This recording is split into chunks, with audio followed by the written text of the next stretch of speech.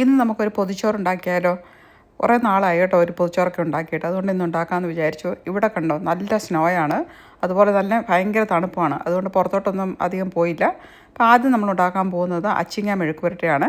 അതിനുവേണ്ടി നമ്മൾ ഒരു പാനിനകത്തേക്ക് നമ്മൾ വെളിച്ചെണ്ണ ഒഴിച്ചു കടുക് പൊട്ടിക്കഴിയുമ്പോൾ അതിനകത്തേക്ക് തേങ്ങാക്കൊത്തും പിന്നെ ഉള്ളിയും പച്ചമുളകും ചേർത്തിട്ടുണ്ട്. പിന്നെ നമ്മൾ അരിഞ്ഞ് വെച്ചിരുന്ന അച്ചിങ്ങായി അരിഞ്ഞ് ചേർത്തിട്ടുണ്ട്. ഇതിനകത്ത് ഞാൻ വെള്ളം ചേർക്കാറില്ല കേട്ടോ. ഇതിൻ്റെ ആവിയിൽ തന്നെ ആണ് വേവുന്നത്. അപ്പോഴാണ് കൂടുതൽ ടേസ്റ്റ് വരുന്നത്. അപ്പോൾ ഈ സമയമായപ്പോഴത്തേന് ഇത് ഒരുവിധം നന്നായി വെന്തിട്ടുണ്ട്. ഇനി ഇതൊന്ന് ഡ്രൈ ആക്കി എടുക്കണം. അതിന് മുമ്പ് നമ്മൾ കുറച്ച് മഞ്ഞൾപ്പൊടിയും പിന്നെ ക്രഷ്ഡ് പെപ്പർ ഉണ്ടല്ലോ അതുകൂടെ ചേർത്ത് നന്നായിട്ട് ഉലർത്തി എടുത്തിട്ടുണ്ട്. ഇനി നമുക്ക് വേണ്ടത് മീൻ വറുക്കാണ്. മീൻ ഓൾറെഡി തിരുമ്മി വെച്ചിട്ടുണ്ട്. അതുകൊണ്ട് പെട്ടെന്ന് തന്നെ നമുക്ക് മീനും വറുത്തെടുക്കാം.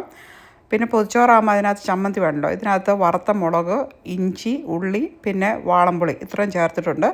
അതൊന്ന് അരച്ച് കഴിഞ്ഞാൽ അതിനകത്തേക്ക് ആവശ്യത്തിനുള്ള തേങ്ങയും ചേർത്ത് പിന്നെ കുറച്ച് കറിവേപ്പിലയും കൂടി ഇട്ടൊന്ന് ഒതുക്കിങ്ങെടുക്കണം.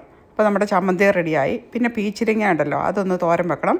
നല്ല ടേസ്റ്റുള്ള ഒരു തോരനാണ് കേട്ടോ ഈ പീച്ചിരിങ്ങ തോരൻ. അത് ഇതുപോലെ അതിൻ്റെ തൊലിയുണ്ടല്ലോ അതങ്ങ് ചെത്തിക്കളഞ്ഞിട്ട് ഇതുപോലെ ചെറുതായിട്ട് അരിഞ്ഞ് വെക്കുക.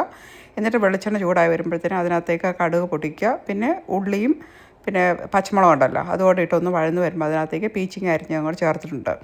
പിന്നെ കുറച്ച് തേങ്ങ ചിരണ്ടിയതുകൊണ്ട് ചേർത്തിട്ടുണ്ട്. ഇത് ഒത്തിരി സമയം ഒന്ന് മൂടി വെച്ച് വേവിക്കരുത് കേട്ടോ. ഇതിനകത്ത് ഒത്തിരി വെള്ളമുണ്ട്. അതുകൊണ്ട് ജസ്റ്റ് ഒന്ന് ആവി വരുമ്പം തന്നെ അതിൻ്റെ മൂടി മാറ്റി അത് നന്നായിട്ടൊന്ന് ഉലർത്തിയെടുക്കണം.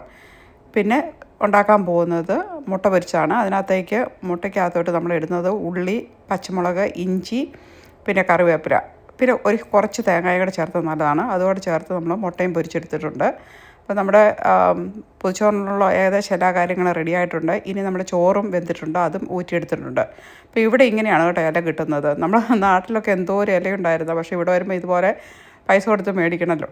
അപ്പോൾ അത് തന്നെയല്ല തൂശനിലയൊന്നും കിട്ടത്തില്ല കേട്ടോ ഇവിടെ. അപ്പോൾ അതുകൊണ്ട് ഇങ്ങനെ ഇവിടെ പട്ടേൽ പ്രദേശത്ത് പറഞ്ഞൊരു കടയുണ്ട്, അവിടെ നിന്നാണ് ഞാനിത് വാങ്ങിച്ചത്. അപ്പോൾ നമ്മുടെ ചോറും കറികളും എല്ലാം എടുത്തിട്ടുണ്ട്. നല്ല ഒരു അടിപൊളി പൊതിച്ചോറ് തന്നെയാണല്ലേ. പിന്നെ കുറച്ച് അച്ചാറും വെച്ചിട്ടുണ്ട് കേട്ടോ.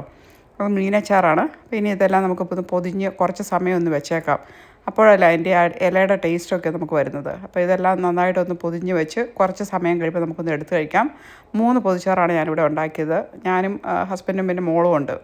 ഞങ്ങൾക്ക് 3 പേർക്കും ഇതുണ്ടാക്കിയിട്ടുണ്ട്. ഇനി ഇതെല്ലാം നമുക്കൊന്ന് കുറച്ച് കൂട്ടി ഒന്ന് കഴിച്ച് നോക്കാം. ചമ്മന്തിയും പിന്നെ നമ്മുടെ മുട്ട പൊരിച്ചതും തന്നെ കൂട്ടുമ്പം തന്നെ നമുക്ക് പൊതിച്ചോറിൻ്റെ ടേസ്റ്റ് വരും അല്ലേ.